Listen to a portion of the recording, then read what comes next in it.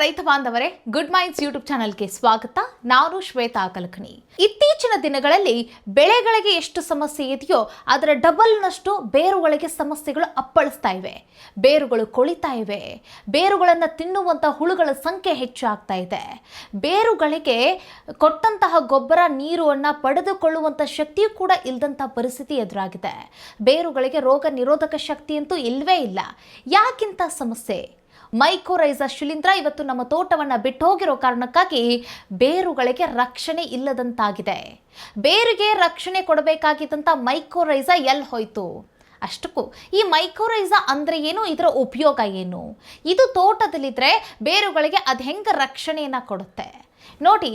ನೀವೇನಾದ್ರೂ ನೀರಿದ್ದಾಗ ನೀರು ಕೊಟ್ಟು ನೀರು ಇಲ್ಲದೇ ಇರುವಂಥ ಸಮಯದಲ್ಲಿ ಈ ಮೈಕೋರೈಜಾ ಶಿಲೀಂಧ್ರ ಏನಾದರೂ ನಿಮ್ಮ ತೋಟದಲ್ಲಿದ್ದರೆ ಅದು ನಿಮ್ಮ ಬೆಳೆಗಳಿಗೆ ನೀರು ಉಣಿಸುತ್ತೆ.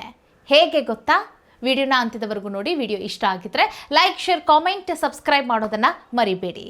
ರೈತ ಬಾಂಧವರೇ, ಮೈಕೋರೈಜಾ ಶಿಲೀಂಧ್ರ ಇದೊಂದು ಉಪಯುಕ್ತವಾದಂತಹ ಶಿಲೀಂಧ್ರ. ಇದು ನಮ್ಮ ಮಣ್ಣಿನಲ್ಲೇ ಸಾಮಾನ್ಯವಾಗಿ ಇರುತ್ತೆ. ಆದರೆ ಇತ್ತೀಚಿನ ದಿನಗಳಲ್ಲಿ ಈ ಮೈಕೋರೈಜಾ ಅನ್ನುವಂತಹ ಶಿಲೀಂಧ್ರಗಳು ನಾಪತ್ತೆಯಾಗ್ಬಿಟ್ಟಿವೆ. ಯಾಕೆ ಅಂತ ಕೇಳಿದ್ರೆ, ರೈತ ಬಾಂಧವರು ಬಳಸ್ತಾ ಇರುವಂಥ ಅತಿಯಾದ ರಾಸಾಯನಿಕ ಗೊಬ್ಬರಗಳಿಂದ, ಕೀಟನಾಶಕಗಳಿಂದ, ಈ ಕೀಟನಾಶಕ ಮತ್ತು ರಾಸಾಯನಿಕ ಗೊಬ್ಬರದ ಬಳಕೆ ಹೆಚ್ಚಾಗ್ತಾ ಇದ್ದಂತೆ ಮಣ್ಣಿನಲ್ಲಿ ಇರಬೇಕಾದಂಥ ಉಪಯುಕ್ತ ಶಿಲೀಂಧ್ರಗಳು ಇವತ್ತು ಮಾಯ ಆಗ್ತಾ ಇವೆ. ಅವು ಸತ್ತೋಗ್ತಾ ಇದ್ದಾವು. ಹಾಗಾಗಿ ಇವತ್ತು ಬೆಳೆಗೂ ರಕ್ಷಣೆ ಇಲ್ಲ, ಬೇರುಗೂ ಕೂಡ ರಕ್ಷಣೆ ಇಲ್ಲ. ಬೇರು ಗಟ್ಟಿಯಾಗಿದ್ದರೆ ಬೆಳೆ ಗಟ್ಟಿಯಾಗಿರುತ್ತೆ. ಇವತ್ತು ಅಸ್ವಸ್ಥ ಸ್ಥಿತಿಯಲ್ಲಿದ್ದಾಗ ಇನ್ನು ಬೆಳೆಯ ಪರಿಸ್ಥಿತಿ ನಾವು ಹೇಳಬೇಕಾ? ಅಂತಹ ಪರಿಸ್ಥಿತಿಯನ್ನು ತಂದೊಡ್ಡಿದ್ದಾರೆ ರೈತ ಬಾಂಧವರು. ಕಾರಣ ಇಷ್ಟೇ. ಇದೆಲ್ಲದಕ್ಕೂ ಕೂಡ ಕಾರಣ ರೈತ ಬಾಂಧವರು ಅತಿಯಾಗಿ ಬಳಸ್ತಾ ಇರುವಂಥ ರಾಸಾಯನಿಕದ ಗೊಬ್ಬರ. ಓಕೆ, ಈಗ ನಾವು ಈ ಮೈಕೋರೈಜಾ ಶಿಲೀಂಧ್ರ ಯಾವ ರೀತಿಯಾಗಿ ಕೆಲಸ ಮಾಡುತ್ತೆ ಅದರ ಬಗ್ಗೆ ನಾವೀಗ ಒಂದೊಂದಾಗಿಯೇ ನೋಡ್ತಾ ಹೋಗೋಣ. ನೋಡಿ, ಮೈಕೋರೈಜಾ ಉಪಯುಕ್ತವಾದಂಥ ಶಿಲೀಂಧ್ರ, ಬೇರುಗಳನ್ನು ರಕ್ಷಣೆ ಮಾಡುವಂತಹ ರಕ್ಷಣಾ ಕವಚ ಅಂತಂದ್ರೆ ತಪ್ಪಿಲ್ಲ. ಇದು ಗಿಡದ ಬೇರುಗಳಿಗೆ ಅಂಟಿಕೊಂಡು ಹೈಫೈ ಎಂಬಂಥ ಸಣ್ಣ ಸಣ್ಣ ನೂಲುಗಳನ್ನು ರಚನೆ ಮಾಡಿರುತ್ತೆ. ನೀವು ಸಹಜವಾಗಿ ನಿಮ್ಮ ಬೇರುಗಳನ್ನು ಗಮನಿಸಿರ್ತೀರ. 1, 2, 3 ಈ ರೀತಿಯಾಗಿ ಆ ಬೇರು ಇತ್ತು ಅಂತಂದರೆ ಆ ಬೇರು ಆರೋಗ್ಯ ಸ್ಥಿತಿಯಲ್ಲಿ ಇಲ್ಲ ಅಂತ ಅರ್ಥ. ಅದು ಆರೋಗ್ಯ ಸ್ಥಿತಿಯಲ್ಲಿ ಇದೆ ಅಂತಂದರೆ ಹೆಂಗೆ ಅಂತಂದರೆ, ಬೇರು ಇರುತ್ತೆ, ಅದರ ಜೊತೆಗೆ ಕೂದಲಿನ ಆಕಾರದಲ್ಲಿ ಸಣ್ಣ ಸಣ್ಣ ನೂಲುಗಳು ಏನಾದ್ರೂ ಆ ಬೇರಿನಲ್ಲಿ ಇದೆ ಅಂತ ಅಂದ್ಕೊಳ್ಳಿ. ಅದು ಆರೋಗ್ಯವಾದಂತಹ ಬೇರು ಅಂತ. ಇನ್ನೊಂದು ಅರ್ಥ ಹೇಳಬೇಕು ಅಂತಂದರೆ, ಆ ಒಂದು ಬೇರು ಬೆಳ್ಳನೆಯ ಒಂದು ಆಕಾರದಲ್ಲಿ ಇರುತ್ತೆ, ಬೆಳ್ಳನೆಯ ಕಲರನ್ನು ಹೊಂದಿರುತ್ತೆ. ಕಾರಣ ಅಂತಂದರೆ, ಈಗ ಈ ಮೈಕೋರೈಜಾ ಶಿಲೀಂಧ್ರ ಅದು ಗಮ್ನ ಉತ್ಪತ್ತಿ ಮಾಡ್ತಾ ಇರುತ್ತೆ ಮತ್ತು ಅದರ ಇರುವಿಕೆಯನ್ನು ಸೂಚಿಸುತ್ತೆ. ನಮ್ಮ ಬೇರುಗಳು ಆರೋಗ್ಯವಾಗಿ ಇದಾವು ಅನ್ನೋದನ್ನು ನಾವು ನೋಡಿದ ತಕ್ಷಣ ಕಂಡುಹಿಡಿಯೋದು ಹೇಗೆ ಅಂತಂತಂದರೆ, ಬೇರನ್ನು ಕಿತ್ತು ನೀವು ನೋಡಿದಾಗ ಬೇರು ಗೊಂಚಲು ಥರ ಇರಬೇಕು. ಅಂದರೆ ಯಾವ ರೀತಿ ಅಂತಂದರೆ, ಬೇರುಗಳನ್ನು ವಿಜುವಲಲ್ಲಿ ತೋರಿಸ್ತಾ ಇದ್ದೀವಿ ನೋಡಿ. ಸೊ ಆ ರೀತಿಯಾಗಿ ನಮಗೆ ಬೇರುಗಳ ಸಂಖ್ಯೆ ಅತಿ ಹೆಚ್ಚಾಗಿ ಕಾಣಿಸ್ಕೊಳ್ಬೇಕು. ಆಮೇಲೆ ಬೇರುಗಳು ಬೆಳ್ಳನೆಯ ಸ್ಥಿತಿಯಲ್ಲಿರಬೇಕು. ಹಾಗಿದ್ದಾಗ ಆ ಬೇರು ಆರೋಗ್ಯ ಸ್ಥಿತಿಯಲ್ಲಿದೆ ಅಂತ ಅರ್ಥ. ಸೊ ಈ ನೂಲುಗಳು ಏನು ಮಾಡುತ್ತೆ ಅಂತಂದರೆ, ಈಗ ನೀವು ಗೊಬ್ಬರ ಕೊಟ್ಟಿರ್ತೀರಾ, ನೀರು ಕೊಟ್ಟಿರ್ತೀರಾ, ಸೊ ಅದೊಂದು ಯಾವುದೋ ಒಂದು ಜಾಗದಲ್ಲಿ ಹೋಗಿ ಬಿದ್ದಿರತ್ತಪ್ಪ. ಸೊ ಆಗ ಆ ಬೇರುಗಳಿಗೆ ಈಗ ಆ ಗೊಬ್ಬರ ಬೇಕು, ನೀರು ಬೇಕು. ಹೆಂಗೆ ಕೊಡೋದು? ಈಗ ನಮ್ಮ ಬೇರುಗಳು ಅಲ್ಲಿವರೆಗೂ ಹೋಗೋಕ್ಕಾಗಂಗಿಲ್ಲ. ಸೊ ಆಗ ಈ ಮೈಕೋರೈಜಾ ಶಿಲೀಂಧ್ರ ಏನಾದ್ರೂ ನಿಮ್ಮ ಬೇರಿನಲ್ಲಿ ಇದ್ದಾಗ ಏನಾಗತ್ತಂತಂದರೆ, ಆ ನೂಲುಗಳು ಏನು ಮಾಡುತ್ತೆ, ಅಲ್ಲಿವರೆಗೂ ಹರ್ಕೊಂಡು ಹೋಗುತ್ತೆ. ಎಲ್ಲೆಲ್ಲಿ ನೀರಿರುತ್ತೆ, ಎಲ್ಲೆಲ್ಲಿ ಆ ಗೊಬ್ಬರ ಸಿಗುತ್ತೆ, ಪೋಷಕಾಂಶಗಳನ್ನು ಹುಡುಕಿಕೊಂಡು, ನೀರುಗಳನ್ನು ಹುಡುಕಿಕೊಂಡು ಈ ನೂಲುಗಳು ಹೋದಂತೆ ಅವುಗಳನ್ನು ಹೋಗಿ ಹುಡುಕೊಂಡು ಬಂದು ಈ ಬೇರುಗಳಿಗೆ ಸಪ್ಲೈ ಮಾಡುವ ಕೆಲಸ ಈ ನೂಲುಗಳು ಮಾಡುತ್ತೆ. ಸೊ ಹಾಗಾಗಿ ನಮಗೆ ನಮ್ಮ ತೋಟದಲ್ಲಿ ಮೈಕೋರೈಜಾ ಇದ್ದರೆ ಇಷ್ಟೆಲ್ಲ ಉಪಯೋಗ ಆಗುತ್ತೆ. ಅಷ್ಟೇ ಅಲ್ಲ, ಮಣ್ಣಿನ ಒಳಗಡೆ ಇರುವಂತಹ ರಂಜಕದ ಅಂಶ, ಈಗ ಬೆಳೆಗಳಿಗೆ ಇದು ಈಸಿಯಾಗಿ ಸಿಗುವಂಥ ಫಾರ್ಮುಲಾ ಅಲ್ಲೇ ಅಲ್ಲ ರಂಜಕ. ಆದರೆ ಈ ಮೈಕೋರೈಜಾ ಏನಾದ್ರೂ ಬೇರಿನಲ್ಲಿ ಇದ್ದಾಗ ಈ ರಂಜಕವನ್ನು ಕೂಡ ಹಿಡ್ಕೊಂಡು ಬಂದು ಬೇರುಗಳಿಗೆ ಕೊಡುವಂತಹ ಕೆಲಸವನ್ನು ಇದೇ ನೂಲುಗಳೇ ಮಾಡುತ್ತೆ, ಇದೇ ಮೈಕೋರೈಜಾನೇ ಮಾಡುತ್ತೆ. ಸೊ ಹಾಗಾಗಿ ಮೈಕೋರೈಸಾ ಇರಬೇಕು ನಮ್ಮ ಬೆಳೆಗಳಲ್ಲಿ. ಇನ್ನೊಂದು, ಈ ಶಿಲೀಂಧ್ರ ಗ್ಲೊಮೈನ್ ಎಂಬಂತಹ ಒಂದು ಗಮ್ಮನ್ನು ಉತ್ಪತ್ತಿ ಮಾಡುತ್ತೆ, ಅಂದರೆ ಅಂಟನ್ನು ಉತ್ಪತ್ತಿ ಮಾಡುತ್ತೆ. ಈ ಗಮ್ ಮಣ್ಣಿನ ಕಣಗಳನ್ನು ಹಿಡಿದಿಟ್ಟುಕೊಂಡು ಮಣ್ಣು ಗಟ್ಟಿಯಾಗದಂತೆ ಉದುರುದುರಾಗಿ ಇರುವಂತೆ ನೋಡ್ಕೊಳ್ತಾ ಇರುತ್ತೆ. ಅಂದರೆ ಏನು ನೋಡಿ, ಆ ಗಮ್ ಏನಿರುತ್ತೆ ಮಣ್ಣಿನ ಕಣಗಳನ್ನೆಲ್ಲ ಹಿಡ್ಕೊಳ್ತಾ ಇರುತ್ತೆ. ಸೊ ಆಗ ಏನಾಗುತ್ತೆ, ಮಣ್ಣು ಒಟ್ಟೆ ಗಟ್ಟಿ ಆಗೋದೇ ಇಲ್ಲ, ಕಾಂಪ್ಯಾಕ್ಟ್ ಆದಂಗೆ ಆಗಂಗೆ ಇಲ್ಲ. ಯಾಕಂತಂದರೆ ಈ ಮಣ್ಣಿನ ಕಣಗಳೆಲ್ಲ ಆ ನೂಲಿನಲ್ಲಿ ಇರುವಂಥದ್ದು, ಹಾಗಾಗಿ ಈ ಗಮ್ನಲ್ಲಿರುವಂಥದ್ದು. ಸೊ ಹೀಗಾಗಿ ಏನಾಗುತ್ತೆ, ಮಣ್ಣು ಯಾವತ್ತೂ ಕೂಡ ಗಟ್ಟಿಯಾಗೋದಿಲ್ಲ, ಉದುರುದುರಾಗಿರುತ್ತೆ, ಟೀ ಪೌಡ್ರ್ ಥರ ಉದುರ್ತಾ ಇರುತ್ತೆ ನೋಡಿ. ಸೊ ಆ ರೀತಿಯಾಗಿ ಮಣ್ಣಿನ ರಚನೆ ಸೃಷ್ಟಿಯಾಗುತ್ತೆ. ಇನ್ನು ಆಗ ಆ ಮಣ್ಣಿನ ಆಳಕ್ಕೆ ಸರಳವಾಗಿ ಗಾಳಿ ನೀರು ಇಳಿತಾ ಹೋಗುತ್ತೆ ನೋಡಿ. ಸಹಜವಾಗಿ ಮಣ್ಣು ಏನಾದ್ರೂ ಟೊಳ್ಳಾಗಿದ್ದಾಗ, ಮಣ್ಣು ಉದುರಾಗಿ ಇತ್ತು ಅಂತ ಅಂದ್ಕೊಳ್ಳಿ, ಆ ಮಣ್ಣಿನ ಆಳಕ್ಕೆ ಸರಳವಾಗಿ ಗಾಳಿ ಇಳಿಯುತ್ತೆ, ನೀರು ಇಳಿಯುತ್ತೆ, ಮತ್ತು ನೀವು ಕೊಟ್ಟಂಥ ಪೋಷಕಾಂಶವೂ ಸಹಿತ ಇಳಿಯುತ್ತೆ. ಮತ್ತು ಮಣ್ಣಿನಲ್ಲಿ ಇರಬೇಕಾದಂತಹ ಉಳಿದಂತಹ ಸೂಕ್ಷ್ಮಾಣುಜೀವಿಗಳ ಸಂಖ್ಯೆ ಕೂಡ ಹೆಚ್ಚಾಗತೊಡಗುತ್ತೆ. ಯಾಕಂತಂದರೆ ಆ ಮಣ್ಣಿನ ಒಳಗಡೆ ಉಸಿರಾಟದ ಪ್ರಕ್ರಿಯೆ ನಡೀತಾ ಇರುತ್ತೆ, ಏರಿಯೇಷನ್ ಆಗ್ತಾ ಇರುತ್ತಲ್ಲ. ಸೊ ಹಾಗಾಗಿ ಆ ಮಣ್ಣಿನಲ್ಲಿ ಜೈವಿಕ ಚಟುವಟಿಕೆ ಸಮೃದ್ಧವಾಗಿ ನಡೆಯಲಿಕ್ಕೆ ಶುರುವಾಗುತ್ತೆ.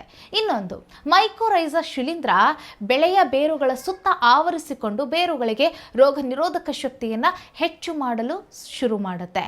ಅಂದರೆ ಏನು ಅಂತಂದರೆ, ಇವಾಗ ನೋಡಿ ನಾನು ಆಗಲೇ ಹೇಳಿದೆ, ಈಗೊಂದು ಬೇರು ಇರುತ್ತೆ ಅಂತ ಅಂದ್ಕೊಳ್ಳಿ, ಬೇರು ಸಹಜವಾಗಿ ಹೀಗೆ ಒಂದು 2-3 ಹಿಂಗೆ ಇರುತ್ತೆ. ಸೊ ಆದರೆ ಈ ಒಂದು ಮೈಕೋರೈಸಾ ಇತ್ತು ಅಂತಂದರೆ ಕೂದಲಿನ ಆಕಾರದಲ್ಲಿ, ಅಂದರೆ ಆ ಬೇರಿನ ಸುತ್ತ ಅದು ಒಂದು ರೀತಿ ಅಂತ ಹೆಂಗಂತಂದ್ರೆ ಪೊದೆ ಥರ ಅಷ್ಟಾಗಿ ಹರಡ್ಕೊಂಡು ಬಿಡುತ್ತೆ.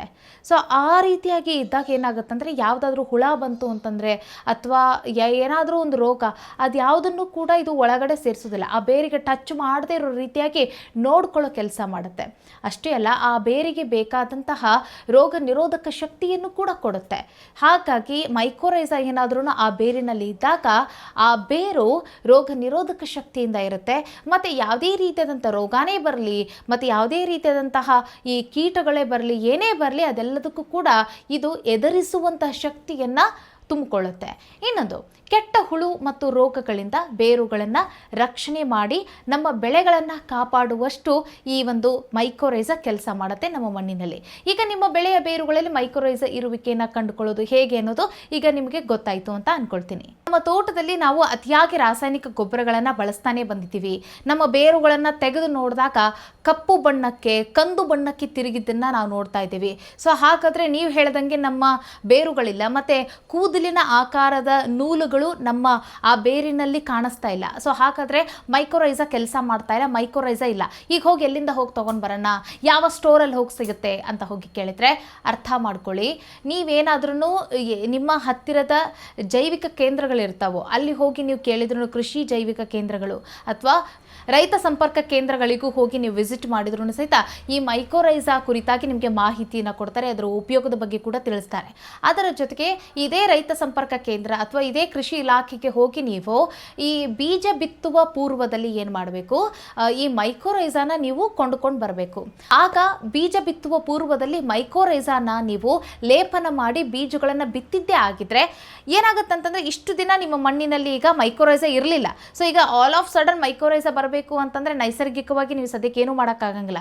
ಹಾಗಾಗಿ ನೀವು ಕೃತಕವಾಗಿ ಮೈಕೋರೈಸಾನ ಬಿಡಬೇಕು. ಅದು ಹೆಂಗೆ, ಬೀಜವನ್ನು ಬಿತ್ತುವ ಆ ಸಮಯದಲ್ಲೇ ಬಿಡಬೇಕಾಗತ್ತೆ. ಆಗ ಏನಾಗುತ್ತೆ, ಅವಾಗಿನಿಂದ ನಿಮ್ಮ ಬೆಳೆಗಳಿಗೆ ಪ್ರೊಟೆಕ್ಷನ್ ಶುರುವಾಗಿ ಹೋಗ್ಬಿಡುತ್ತೆ. ಸೊ ಅರ್ಥ ಮಾಡ್ಕೊಳ್ಳಿ, ಬರುವಂಥ ಮುಂಗಾರಿನ ಸಮಯದಲ್ಲಿ ಮೈಕೋರೈಸಾನ ನೀವು ನಿಮ್ಮ ಬೀಜಗಳಿಗೆ ಲೇಪನ ಮಾಡದೇ ಬಿತ್ತಲಿಕ್ಕೆ ಹೋಗಬೇಡಿ. ಬಿತ್ತುವ ಪೂರ್ವದಲ್ಲಿ ಈ ಒಂದು ಕೆಲಸವನ್ನು ಮಾಡಿ ನೀವು ಬಿತ್ತಬೇಕಾಗತ್ತೆ. ಇನ್ನೊಂದು ಅರ್ಥ ಮಾಡ್ಕೊಳ್ಳಿ, ಆಗೇನಾಗುತ್ತೆ, ಬೀಜಗಳಿಗೂ ಕೂಡ ನೋಡಿ ಆ ಸಮಯದಲ್ಲೇ ನೀವು ಅರ್ಥ ಮಾಡ್ಕೊಳ್ಳಿ, ಬೀಜಗಳು ಮೊಳಕೆ ಒಡೆಯೋ ಸಂಖ್ಯೆಗಳು ಕೂಡ ಕಡಿಮೆ ಇರುತ್ತೆ. ಕೆಲವೊಮ್ಮೆ ಎಲ್ಲವೂ ಕೂಡ ಸಮ ಒಂದು ಸ್ಥಿತಿಯಲ್ಲಿ ಮೊಳಕೆ ಒಡಿತಾ ಇರೋದಿಲ್ಲ. ಸೊ ಈ ಒಂದು ಮೈಕೋರೈಸಾನಿಂದ ನೀವೇನಾದ್ರೂ ಲೇಪನ ಮಾಡಿ ಬೀಜವನ್ನು ಬಿತ್ತಿದ್ದೇ ಆಗಿದ್ರೆ ಎಲ್ಲವೂ ಕೂಡ ಸಮವಾದಂಥ ಸ್ಥಿತಿಯಲ್ಲಿ ಬೀಜಗಳು ಮೊಳಕೆ ಒಡೆಯುವ ಒಂದು ಶಕ್ತಿಯನ್ನು ಪಡೆದುಕೊಂಡಿರುತ್ತೆ. ಯಾಕಂತಂದರೆ ಪ್ರೊಟೆಕ್ಷನಿಗೆ ಇವ್ರು ಇರ್ತಾರಲ್ಲ ಮೈಕೋರೈಸಾ. ಹಾಗಾಗಿ ಈಗ ಕೃತಕವಾಗಿ ಮೈಕೋರೈಸಾನ ತಂದು ನೀವು ನಿಮ್ಮ ತೋಟದಲ್ಲಿ ಬಿಟ್ಟಿರ್ತೀರ. ಅದಾದ ನಂತರ ನೀವು ಅತಿಯಾಗಿ ರಾಸಾಯನಿಕ ಗೊಬ್ಬರಗಳನ್ನು ಸಿಂಪಡಣೆ ಮಾಡ್ಲಿಕ್ಕೆ ಹೋಗ್ಬೇಡಿ. ಅತಿಯಾದ ರಾಸಾಯನಿಕ ಗೊಬ್ಬರಗಳನ್ನು ತಂದು ಸುರಿಯಕ್ಕೆ ಹೋಗ್ಬಿಡಿ.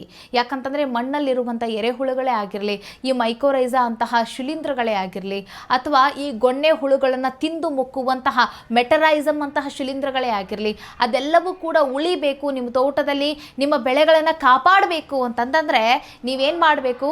ಇತ್ತೀಚೆಗೆ ರೈತರ ಸಮಸ್ಯೆ ಏನಾಗೋಗ್ಬಿಟ್ಟಿದೆ ಅಂತಂತಂದರೆ, ಕನಸನ್ನು ಕಾಣ್ತಾರೆ, ಇಂತಹ ಬೆಳೆಗಳನ್ನು ಬೆಳಿಬೇಕು ಅಂತ ಅಂದ್ಕೊಳ್ತಾರೆ, ಅದರಿಂದ ಇಂತಿಷ್ಟು ಇಳುವರಿಯನ್ನು ಪಡಿಬೇಕು, ಇಂತಿಷ್ಟು ಆದಾಯವನ್ನು ಪಡಿಬೇಕು ಅಂತ ಹೇಳಿ ಕನಸುಗಳನ್ನು ಹೆಣದಿರ್ತಾರೆ. ಆದರೆ ಏನು ಮಾಡ್ತೀರಾ? ದುರಾದೃಷ್ಟವಶಾತ್ ಮಣ್ಣಿನ ಒಳಗಡೆ ನಡೆಯುವಂಥ ಈ ಪ್ರಕ್ರಿಯೆಗಳಿಂದಾಗಿ ರೈತನ ಆ ಒಂದು ಏನು ಬಂಡವಾಳ ಹಾಕಿ ಅಷ್ಟೆಲ್ಲ ಖರ್ಚು ಮಾಡಿ ಬೆಳೆಗಳಿಂದ ಇಳುವರಿಯನ್ನು ಕಾಣ್ತಿರ್ತಾನಲ್ಲ, ಆ ಕನಸಿನಲ್ಲಿ ಇರ್ತಾನಲ್ಲ, ಆ ಕನಸೆಲ್ಲ ನುಚ್ಚು ನೂರಾಗೋಗ್ಬಿಡುತ್ತೆ.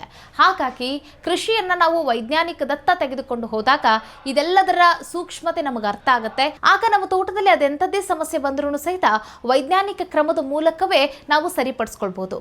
ನೋಡಿ, ವೈಜ್ಞಾನಿಕವಾಗಿ ಕೃಷಿ ಮಾಡುವವರ ತೋಟದಲ್ಲಿ ಹೆಚ್ಚಿನದಾಗಿ ಖರ್ಚಾಗೋದಿಲ್ಲ, ಕಡಿಮೆ ಖರ್ಚು ಮತ್ತು ನಿಸರ್ಗಕ್ಕೆ ಹತ್ತಿರವಾದಂಥ ಕೃಷಿಯನ್ನು ಮಾಡ್ತಿರುವವರ ತೋಟದಲ್ಲಿ ಈ ಎಲ್ಲ ಜೀವಾಣುಗಳು ಕೂಡ ತುಂಬ ಚೆನ್ನಾಗಿ ಆ್ಯಕ್ಟಿವ್ ಅಲ್ಲಿರ್ತವೆ ಮತ್ತು ನಿಮ್ಮ ಬೆಳೆಗಳನ್ನು ಪ್ರೊಟೆಕ್ಟ್ ಮಾಡ್ತಾ ಇರ್ತವೋ ಮತ್ತು ನಿಮ್ಗೆ ಯಾವುದೇ ರೀತಿಯಾದಂಥ ತಲೆನೋವನ್ನು ಕೂಡ ತಂದು ಕೊಡೋದಿಲ್ಲ. ಸೊ ಹೀಗಾಗಿ ಮೈಕೋರೈಸಾದ ಕೆಲಸ ಇದಾಗಿತ್ತು. ಮತ್ತು ಇನ್ನೊಂದು ಅರ್ಥ ಮಾಡ್ಕೊಂಬಿಡಿ, ಅತಿಯಾಗಿ ನೀರು ಕೊಡೋದನ್ನು ನಿಲ್ಲಿಸಿ.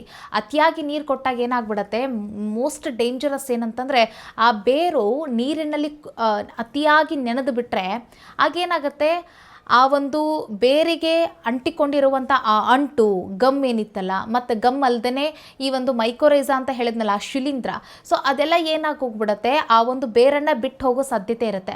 ಹಾಗಾಗಿ ಅತಿಯಾಗಿ ನೀರು ಕೊಡದೇ ಆ ಬೇರನ್ನು ಉಳಿಸ್ಕೊಳ್ಬೇಕು ಅಂತಂದರೆ, ಅದರ ಜೊತೆ ನೀವು ಮೈಕೋರೈಸಾ ಮತ್ತು ಬೇರಿನ ನಡುವೆ ನೀವು ಒಂದು ಫ್ರೆಂಡ್ಶಿಪ್ನ ಬಿಲ್ಡ್ ಮಾಡಿಸ್ಬೇಕು ಅಂತಂದರೆ ಅತಿಯಾಗಿ ನೀರು ಕೊಡೋಕೆ ಹೋಗ್ಬಿಡಿ, ಅತಿಯಾಗಿ ರಾಸಾಯನಿಕ ಗೊಬ್ಬರನ ಕೊಡೋಕೆ ಹೋಗ್ಬಿಡಿ, ಮತ್ತು ಇನ್ನೊಂದು ಅತಿಯಾಗಿ ಉಳುಮೆ ಮಾಡೋಕೆ ಹೋಗ್ಬಿಡಿ. ಅತಿಯಾಗಿ ನೀವು ಉಳುಮೆ ಮಾಡಿದಾಗ ಏನಾಗುತ್ತೆ ಅಂತಂದರೆ, ಈ ಬೇರುಗಳು ನೋಡಿ, ಆಗಲೇ ನಾನು ನೂಲುಗಳು ಅಂತ ಹೇಳಿದ್ನಲ್ಲ, ಅವೆಲ್ಲವೂ ಕೂಡ ಹಿಂಗೆ ನಿಮ್ಮ ಮಣ್ಣಿನಲ್ಲೇ ಹರಡಿಕೊಂಡಿರುತ್ತೆ. ಸೊ ಆಗ ಏನಾಗುತ್ತೆ, ಸೊ ಈ ರಂಟೆ ಕುಂಟೆಗಳು ಹೆಚ್ಚಾಗಿ ಇದು ಮಣ್ಣಿನಲ್ಲಿ ಅಗದಾಗ ಏನಾಗುತ್ತೆ, ಆಗ ಅವು ಬೇರು ಸಮೇತ ಕಿತ್ಕೊಂಡು ಬರ್ತಿರ್ತಾವಲ್ವಾ, ಸೊ ಆಗ ಆ ನೂಲುಗಳೆಲ್ಲ ಹರ್ಕೊಂಡು ಬಂದ್ಬಿಡ್ತಾವು, ಅವೆಲ್ಲ ಕಟ್ಟಾಗ್ತಾವು. ಆಗ ಬೆಳೆಗಳಿಗೆ ಏನು ಸಪ್ಲೈ ಮಾಡ್ತಿರ್ತಾವಲ್ಲ ಆ ಪೋಷಕಾಂಶ ಅದೆಲ್ಲವೂ ಕೂಡ ಅರ್ಧಕ್ಕೆ ನಿಂತೋಗ್ಬಿಡುತ್ತೆ. ಆಗ ನಿಮ್ಮ ಬೆಳೆ ಸೊರಗುತ್ತೆ. ಇದೇ ನಮ್ಮ ತೋಟದಲ್ಲಿ ನಡೀತಾ ಇರುವಂಥ ಪ್ರಕ್ರಿಯೆಗಳು.